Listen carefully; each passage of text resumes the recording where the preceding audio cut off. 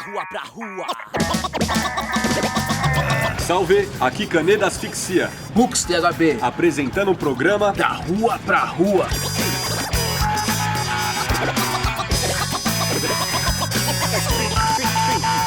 Salve, salve, manas e manos. Sejam bem-vindas e bem-vindos ao programa Da Rua Pra Rua. E nesse episódio especial, a gente convida você aí de casa a conhecer um pouco dos bastidores das gravações dessa primeira temporada. Ideologia soberana, só fruto daqui, patrocinado por Jesus Cristo zumbi, apontado como alvo do sistema. Cansou, doutor, eu te pergunto qual o problema. O pânico que desbota, tirou minha conclusão. Pesadelo não é passatempo no parque de diversão. E digo mais, o ódio que matou a paz é sofrimento a todo tempo, nos tempos dos ancestrais. Meu dever está cumprido como direito, estou nada. Se for parar pra refletir, o resultado é caber lágrimas falsas, histórias de páginas queimadas, fazendo com que a cor preta seja parda. A luta faz parte da nossa cor. Desde já a gente agradece a você que está acompanhando nós aqui na TVT, no nosso canal e na Rádio Jogadores Brasil.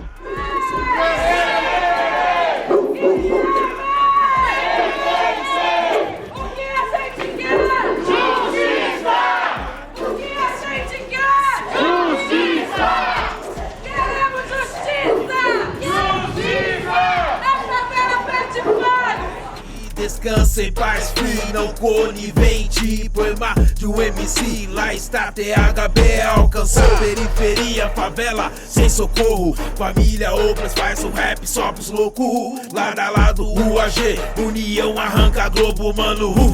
Acorda pra loucura, não vale a pena perder o dia inteiro na fissura. Deus nos acuda, família Oplas manda um salve.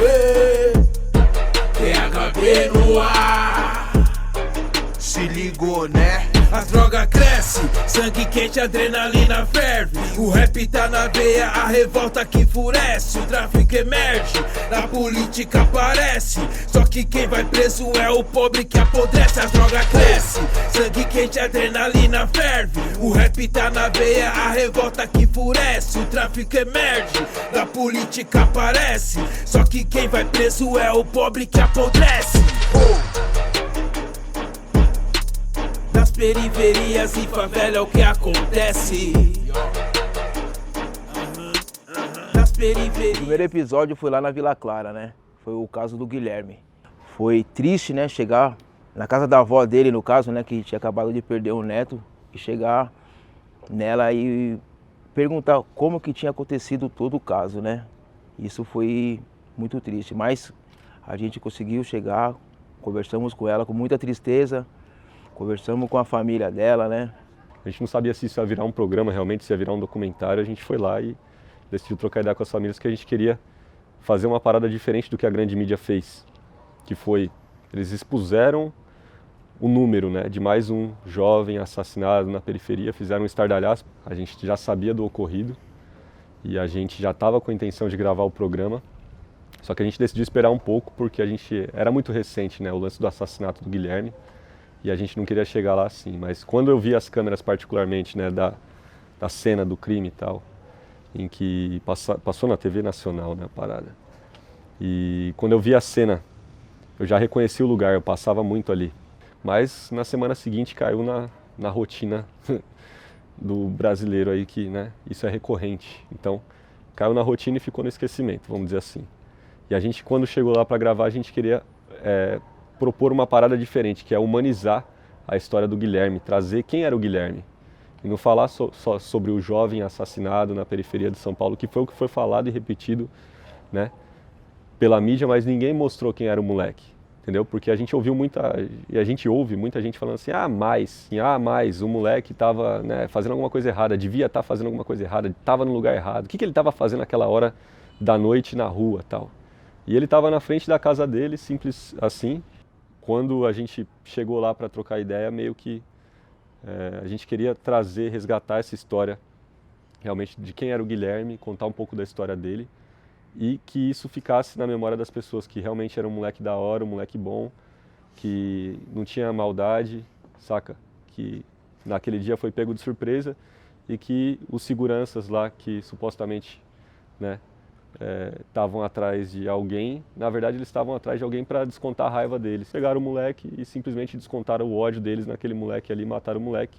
E através disso, como o programa da Rua para Rua tem o lance da poesia, o lance musical da cultura, né, da quebrada, a gente foi verificar quem eram os coletivos mais ativos, né, ali na Vila Clara. Aí conhecemos o coletivo Calundum, o coletivo Atitude também, rapaziada super gente fina, colamos lá para fazer a entrevista com eles, abordaram vários temas, né, referente às quebradas, que tudo que era necessário em todas as quebradas, né, mano? São casos muito parecidos, né? Do Guilherme, do Rogério, do Igor, que foram assassinados, dos meninos que quase foram assassinados agora, do Alexandre, do Eric, do Kelvin, do Rafael, que estão presos, vão passar o Natal na cadeia, né? Então, é revoltante demais a gente ter uma polícia que atira primeiro para depois perguntar, para depois dar o direito à defesa, né? E nesse caso, 3 meninos inocentes assassinados, eles não tinham nada a ver com nenhum tipo de crime, eles estavam simplesmente onde eles deveriam estar, né, que é na porta de casa, na rua de casa, mas de acordo com uma polícia que tem um procedimento de abordagem extremamente brutal, sacou? Eles perderam a vida, né? E aí se vai a vida das famílias também. A gente ouviu isso de todas as famílias, né? A polícia não matou só meu filho, só meu neto. A polícia me matou junto.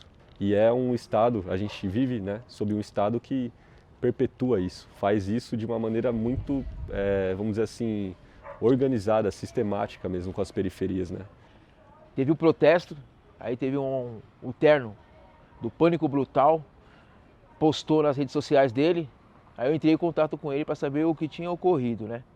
Nessa que eu conversei com ele, ele disse que tinha matado um rapaz pelo tiro nas costas. Ele estava pilotando a moto no dia do aniversário dele. Aí na abordagem policial pediram para ele parar. Ele acho que foi encostar a moto um pouquinho depois, e tem nas câmeras. E deram um tiro nele pelas costas, né? E em pouco espaço de tempo mataram 3 jovens da periferia. E bem próximo um do outro. Isso que a gente diz aqui, onde eu moro. Todas essas redes, esses coletivos, eles são fundamentais para que essas pessoas não se sintam sozinhas também na linha de frente, né? Então, a gente tem que olhar com muito carinho para essas pessoas que fazem parte desses coletivos e para essas famílias, para que elas não fiquem isoladas, né, mano? Eu queimo meu mate, eles falam que eu queimo neurônio, eles queimam a mata, furam a camada de ozônio egoísta, destroem a terra pra aumentar seu patrimônio, aterrônio, pra mim tudo fantoche do demônio, mão maldita, pretensiosa que fere, mudança climática do planeta, ela que interfere, olhe pra cima e vejo tanto de rastro, risco químicos com nuvens nebulosas tomam o lugar dos astros, abalo tectônico daqui, fumaça vulcânica de lá, petróleo no mar, desequilíbrio ecológico que faz os animais morrer na selva e só viver no zoológico. Visão atual do mundão me apavora, a nossa fauna e flora tão indo embora. E agora? Flores e cores vivas já não são como antes. No momento o cinza e o preto são os tons dominantes. Gente de muito luxo, estudo e inteligente jogam na rua o lixo, depois reclamam de enchente. O julgamento divino promete o que cê fez se voltará contra você 77 vezes 7 vezes pior. Mágoa, seres superficiais pra não pôr água, preferem flores artificiais. O agrotóxico pra mim não é coincidência da falta de sabor. Referente ao episódio 4 lá no Jaraguá, lá foi uma aula, né, que eu tive, que eu nunca tinha estado numa aldeia, né, mano. Passei por perto, mas estar presente, conversar com os indígenas foi a primeira vez. Foi uma aula que eu tive, né, eu conversei até com a minha família em casa, que eles passam pra gente muitas informações que passam despercebidas. Desde o ensino, né, da escola, que eles escondem, né, eles manipulam as informações para nossas crianças não saberem dos indígenas. As crianças veem os indígenas hoje como folclore. E são pessoas que têm uma visão muito especial sobre a nossa sociedade, em que essa história que a gente está acostumado a ver nos livros, a história na ordem cronológica que a gente está acostumado a ver, né, o jeito que ela se organiza, ela é totalmente diferente para essas pessoas que já estavam aqui num território que não era chamado Brasil, né? Quando Davi começa a falar sobre a visão dele, sobre como é ser um Guarani aqui, vivendo nessa sociedade, é muito importante para o entendimento da história desse lugar, né, desse país. E por mais que a gente, né, seja um povo mestiço, a gente deve, em primeiro lugar, o respeito a as nossas origens enquanto povo indígena, né? E hoje é muito triste a gente ver que esse povo está sendo, né, continua sendo dizimado, massacrado, excluído dos livros de história até os grandes espaços que eles deveriam ocupar, aos espaços de poder que eles deveriam ocupar. As pessoas que vivem em situação de rua, que não tem uma casa para morar, com famílias, com crianças, idosos, pessoas que são expulsos de casa, né? É complicado. A gente, de uma certa forma, conseguiu ajudar a fazer algumas crianças sorrirem, tá ligado? As crianças que vendem balas no farol, muitas vezes elas são discriminadas, né, mano? Pela cor da pele, sim, e também pelo fato de estar em situação de rua, né? E aquela pessoa que discrimina ela não sabe nem 1%, nem 0,5% do todo o problema que aquela criança ou aquele adulto tem para estar naquela situação.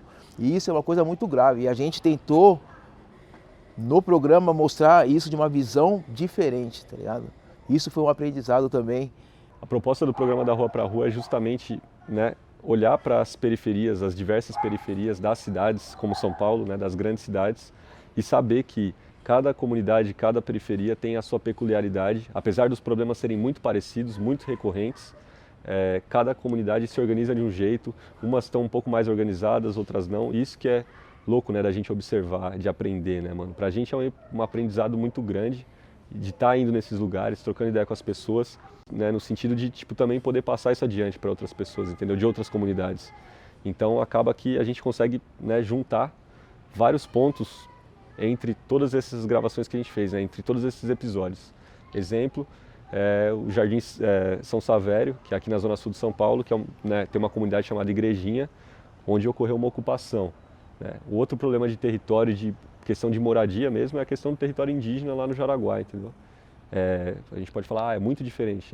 É muito diferente, mas também se trata do direito à terra, também se trata do direito à dignidade, do direito a uma moradia, né? Na questão indígena, tem que olhar para o contexto, né, cultural das pessoas que estão ali, que já reivindicam aquela terra há séculos, né, mano? Então a gente tem que olhar para isso com mais cuidado ainda.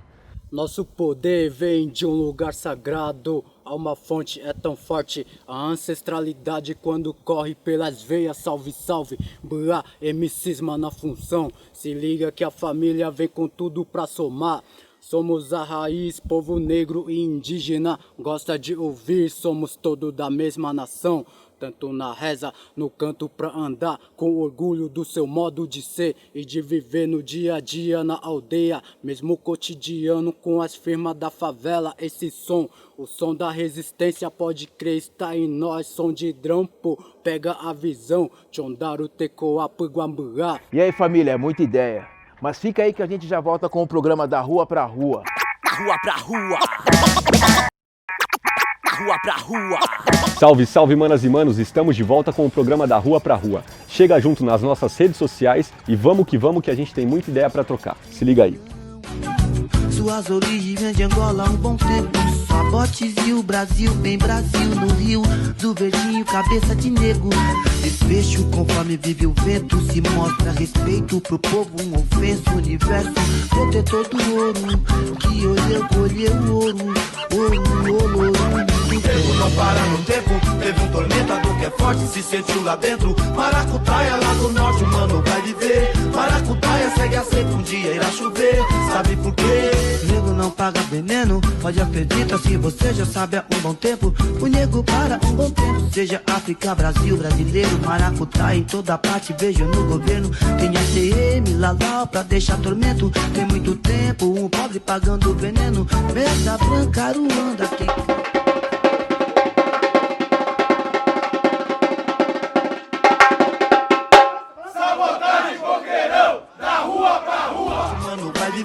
Maracutaia segue a seca, um dia irá chover, sabe por quê? Ei, bebê, um bebecinho, tiririona, eu vi. Um bebecinho, tiririona. Faço o que faço, um bom tempo chegado.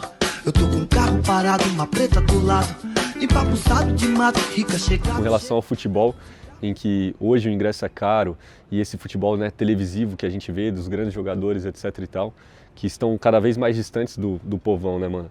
A gente vê o futebol de várzea na quebrada a milhão, né, lotado e tal, então você vê que é realmente uma paixão assim, e que muito moleque tem aquilo ali também como essa válvula de escape ou aquilo ali como um sonho, e isso transforma, né? Eu falo porque eu tenho essa vivência, né, mano?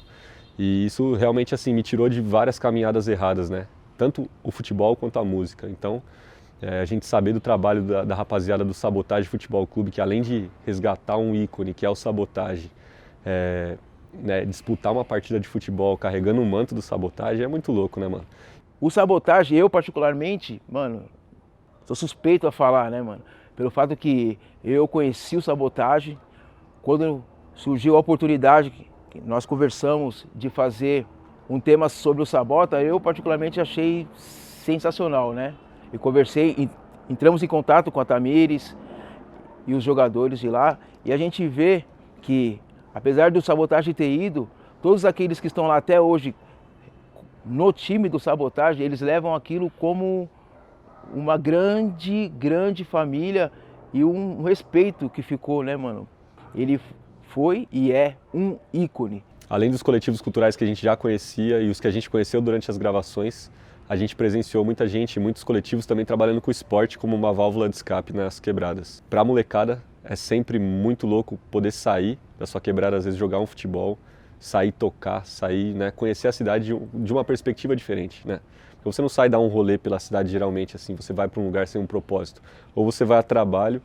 E também é muito importante ir nesse misto de lazer, de cultura, fazendo parte da cidade, né? Fazendo parte da cultura, da cultura de transformação do seu bairro. Então, no caso do Buia, por exemplo, ele, né, dá aula de luta, né, de várias lutas de artes marciais e tal, só que na quebrada dele ele é um cara que é referência para a molecada. E aquilo é, mano, sensacional, porque a molecada enxerga ele como referência não só como artista que ele é, mas também como cara que, né, passa uma disciplina por meio da luta, que passa uma ideia, uma mensagem ali pra molecada que faz parte da formação dessa molecada, é muito louco. Dessa forma aliado e não tem como escapar, a ideia é uma só, não adianta chorar, o proceder é o mesmo, a ideia sem curva é desse jeito guerreiro, a faculdade é nas ruas. Dessa forma aliado e não tem como escapar, a ideia é uma só, não adianta chorar, o proceder é o mesmo, a ideia sem curva é desse jeito guerreiro, a faculdade é nas ruas. Na picadilha isso mesmo, aí meu parça sem erro, vamos versando, proceder, salve nego, isso mesmo, sem dever nem temer, pelas ruas da City Capital SP. Todos esses episódios do programa Da Rua Pra Rua dessa temporada, praticamente eles se passaram aqui na zona sul de São Paulo, né? Do extremo sul a uma região mais central, em que a gente, por exemplo, acompanhou famílias em situação de rua. Famílias que estão, né, às vezes senhoras, crianças ali morando debaixo de uma ponte, onde as crianças não têm nenhum lugar para tomar um banho, não tem nenhum espaço para cozinhar, para comer. E muitas vezes estão ali ganhando dinheiro, né, do seu almoço, vendendo uma bala, etc e tal, que muitas vezes são destratadas, na maioria das vezes são invisibilizadas, né? Elas são invisíveis, muita gente nem sabe o que aquela pessoa passou para estar ali e o buraco que aquela vida teve para a pessoa estar ali, sacou?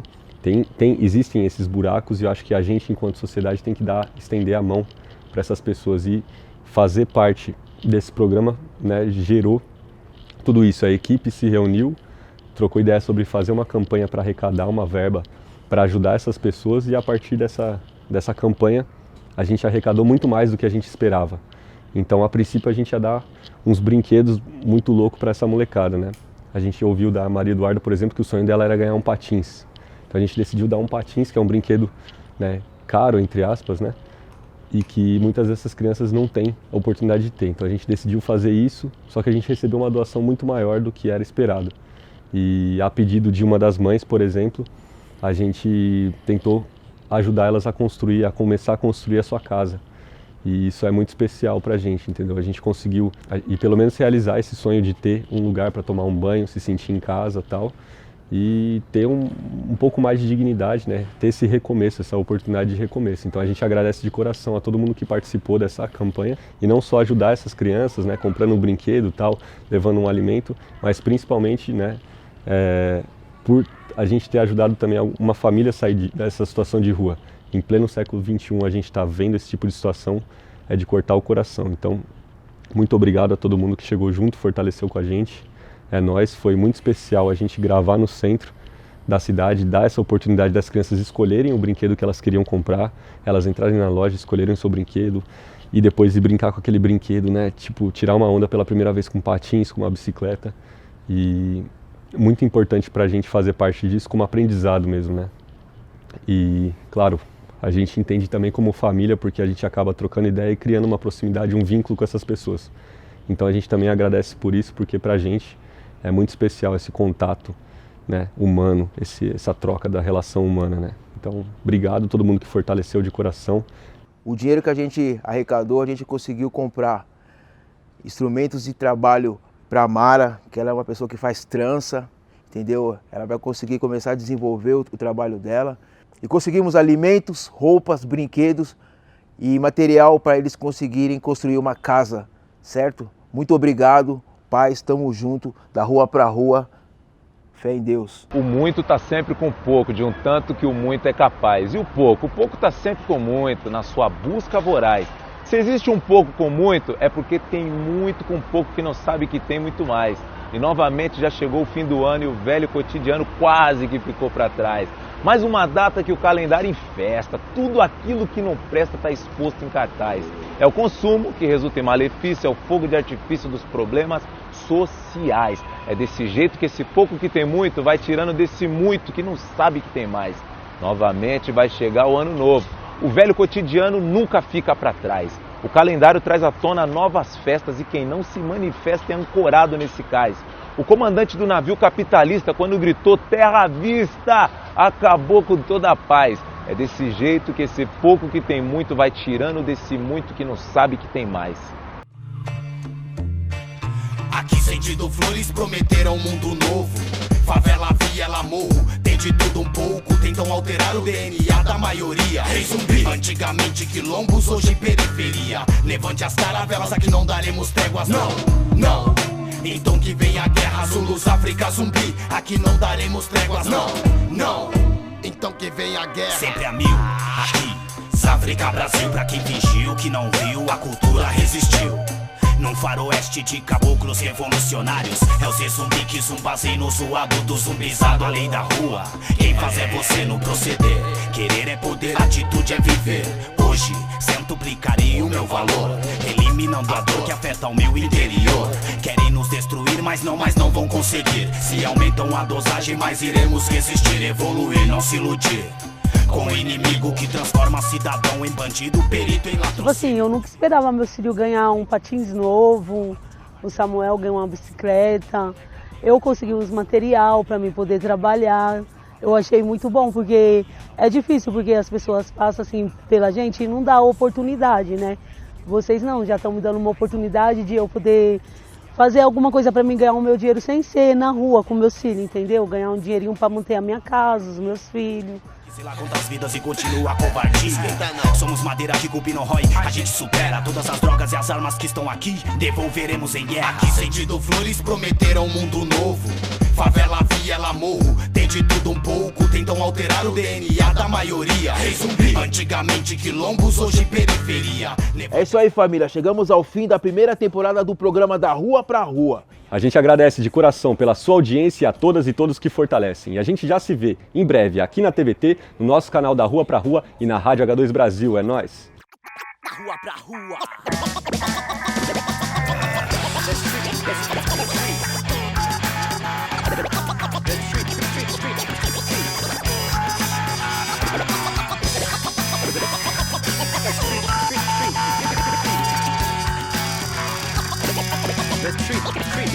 Sejam bem-vindos a mais essa jornada rap.